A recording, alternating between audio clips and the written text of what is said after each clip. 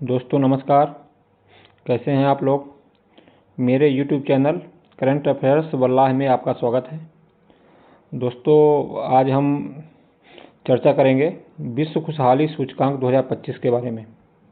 दोस्तों इस चैनल के माध्यम से हम जो है करंट अफेयर्स के बारे में और जो वर्तमान में घटनाएं घटित हो रही हैं उससे संबंधित चीज़ें जो है शेयर करते हैं और उससे संबंधित विभिन्न जो घटनाएं हैं और मुद्दों उनके बारे में विस्तृत जानकारी देने की कोशिश करते हैं, जो आपके किसी भी सरकारी जॉब के लिए जो एग्ज़ाम होते हैं, चाहे पीएससी एग्ज़ाम हो, यूपीएससी एग्ज़ाम हो, व्यापम से संबंधित एग्ज़ाम हो या रेलवे बैंकिंग, सबके लिए लाभदायक सिद्ध होते हैं। तो चलिए इसी में आगे बढ़ते हुए हम देखते हैं विश्व खुशहाली सूचकांक 2025 जो अभी हाल ही में जारी हुआ है उसके बारे में थोड़ा सा एक नज़र डालते हैं। और ये सब महत्वपूर्ण बिंदु हैं इसके, और ये परीक्षा की दृष्टि से जो है बहुत ही महत्वपूर्ण है। तो सबसे पहले क्या जारीकर्ता, तो जारी कौन करता है? संयुक्त राष्ट्र सतत विकास समाधान नेटवर्क, ये एक संस्था है, ये इसको जारी करती है। ये इंपॉर्टेंट है, संयुक्त राष्ट्र सतत विकास समाधान नेटवर्क। ये संस्था जो है सर्वे करती है विभिन्न देशों को की स्थिति के बारे में, उसके बाद फिर जो है ये इस इंडेक्स को जारी करती है। इस बार जो है 2025 में जो है कितने देश सम्मिलित हैं, जो इसका सर्वेक्षण किया गया है 147, कुल 147 देशों को इस साल जो है मतलब सम्मिलित किया गया था। और यह जो है विश्व हैप्पीनेस दिवस, विश्व खुशहाली दिवस 20 मार्च को मनाया जाता है। उसी दिन ये जारी किया जाता है। विश्व खुशहाली दिवस के दिन ये जो है 20 मार्च को मनाया जाता है। ये भी इम्पोर्टेंट है, ये भी आ सकता है कि किस दिन मनाया जाता है विश्व खुशहाली दिवस, और उसी दिन जो है ये रिपोर्ट जारी की जाती है। तो इस रिपोर्ट के बारे में थोड़ा सा जान लेते हैं कि क्या रहा इस रिपोर्ट में मेन। तो सबसे देख लेते हैं शीर्ष स्थान। तो शीर्ष स्थान कौन प्राप्त किया है? फिनलैंड, ये भी इम्पोर्टेंट है, IMP है, और ये लगातार जो है 8वें वर्ष लगातार ये शीर्ष स्थान प्राप्त किया है। और दूसरे स्थान पे डेनमार्क और तीसरे पे आइसलैंड। दोस्तों फिनलैंड छोटा सा कंट्री है, और लेकिन यहाँ की जो स्तर है ना ये हमेशा आगे रहता है इन सब चीज़ों पे। जो भी रिपोर्ट आती है, चाहे मानव विकास सूचकांक की रिपोर्ट हो चाहे इस पे हो, तो इसमें अच्छा बेहतर प्रदर्शन करता है। मतलब वहाँ का जीवन स्तर जो है, लोगों का रहन सहन बहुत बढ़िया है। वहाँ के लोग बड़े खुशी खुशी अपना जीवन व्यतीत करते हैं। और अन्य देशों पे देखें थोड़े, जैसे अमेरिका हो गया, अमेरिका 24वें नंबर पे रहा है, ब्रिटेन 20वें स्थान पे रहा।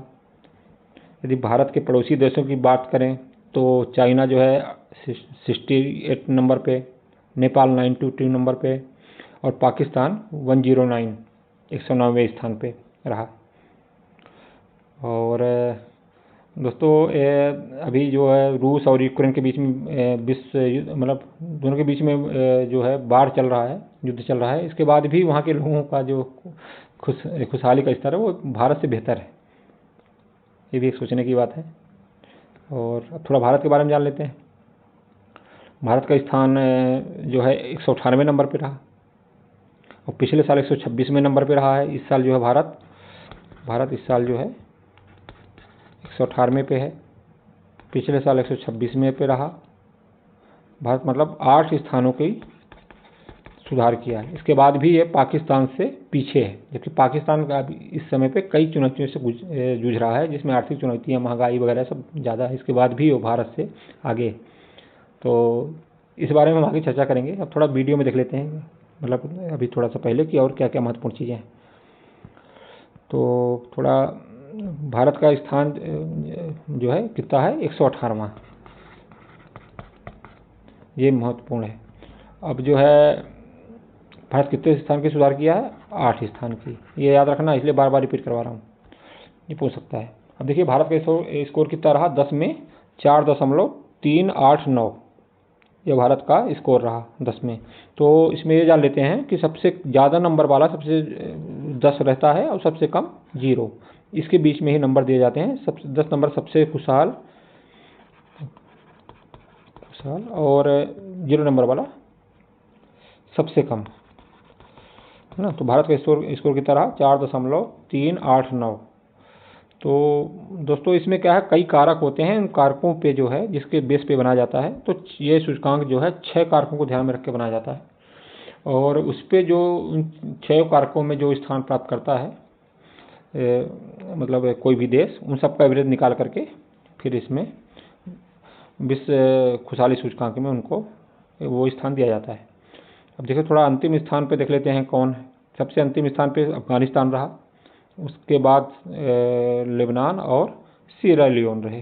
तो अफगानिस्तान में तो जब से तालिबानी शासन आया है तब से वहाँ की जनता जो है उतनी खुश नहीं है, इस कारण से जो है उसको निचले स्थान पे है। अब देखिए आगे आ ही गया, विश्व खुशहाली सूचकांक 6 कारकों को ध्यान में रख के बनाया जाता है, और इन कारकों पे मतलब जैसा प्रदर्शन रहेगा उस स्थान पे जो है उस बेस पे आपका स्थान तय होगा।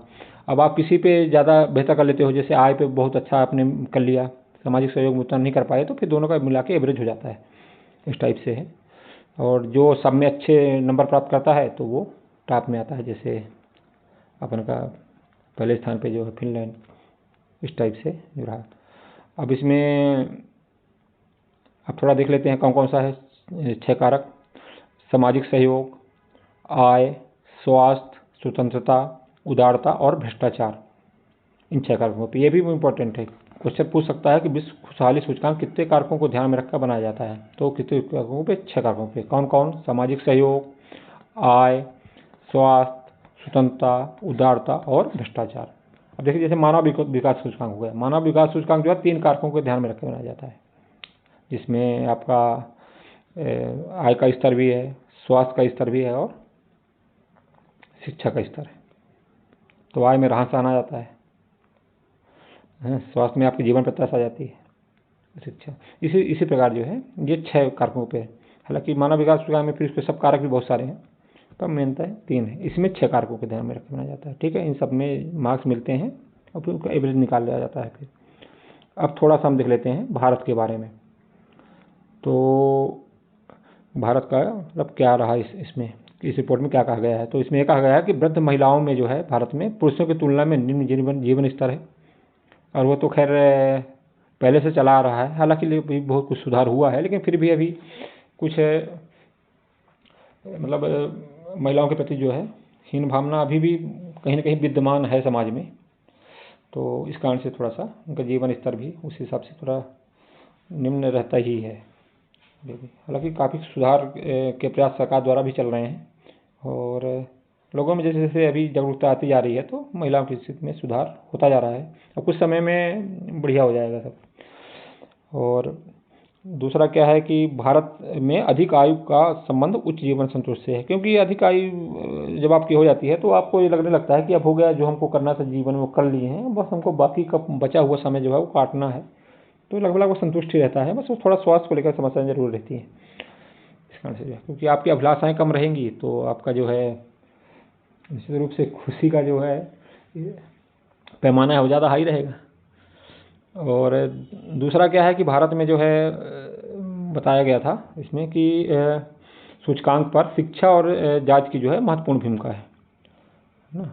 उसमें थोड़ा आगे देख लेते हैं अपन इसी चीज़ के बारे में। अब देखिए जैसे ये है कि जाति में देखें तो ST SC की तुलना में उच्च जातियों में अधिक जीवन संतुष्टि है। क्यों? क्योंकि ST SC जो है अभी भी जो है उतना ज़्यादा मुख्य धारा में नहीं आ पाया है, और हाशिए में आज भी विद्यमान है। इतना सरकार द्वारा आरक्षण दिया जा रहा है, इनके लिए विभिन्न तरह की योजनाएं चलाई जा रही हैं, इनका शोषण ना हो तो उनके लिए ST SC एक्ट लाया गया है। इसके बाद भी कहीं ना कहीं अभी वो मैंने समाज की मुख्य धारा में उस प्रकार से शामिल नहीं हो पाए हैं, इसलिए इनमें जो है उतना अच्छा जीवन स्तर नहीं होता है, और उसके अपेक्षा जो है उच्च जातियों में थोड़ा जीवन संतुष्टि अधिक पाई जाती है, और पढ़े लिखे लोगों में अधिक जीवन संतुष्टि होती है। ये तो वैसे भी नॉर्मल ही है, क्योंकि वो हर चीज़ों को कारण को समझते हैं, और इसलिए जो है कोई यदि गलत चीज़ भी हो रही है तो उसको उसके कारण पे जाते हैं और उससे सेटिस्फाई हो जाते हैं कि यार अभी ये स्थिति ऐसी है, इस कारण से जब ये सुधरेगी तो सब अच्छा हो जाएगा। तो इसलिए जो है पढ़े लिखे जो में जॉब अभी बढ़िया मिल जाती है, पढ़े लिखे लोग रहते हैं, तो फिर कई कारण होते हैं, इसलिए उनकी स्थिति जो है ज़्यादा बेहतर होती है। और इस रिपोर्ट के बारे में जो है भारत सहित कई देशों द्वारा जो है सवाल उठाया जाता रहा है, अब देखिए जैसे पाकिस्तान वाली बात हम ये, पाकिस्तान कितने नंबर पे है? 190वें नंबर पे।